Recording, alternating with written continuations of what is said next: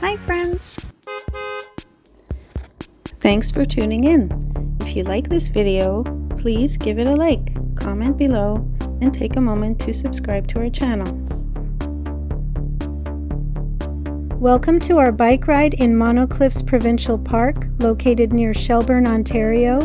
This park is part of the Niagara Escarpment, a long ridge of rock that stretches across southern Ontario.